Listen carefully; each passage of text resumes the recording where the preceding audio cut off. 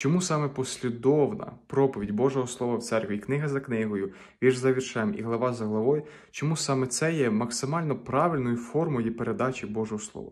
Друзі, тому що саме тоді проповідник, він не сам вирішує те, а що ж мені сказати, а він дає самій Біблії вирішувати те, що потрібно говорити.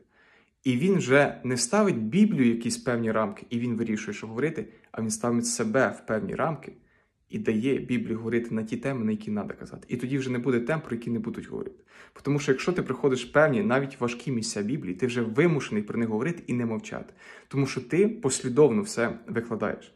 А якщо ти сам вирішуєш, що говорити, ти будеш говорити на свої там 10-12 улюблених тем і все, і ти будеш дуже сильно обмежувати себе, свій ріст через Боже Слово і ріст церкви.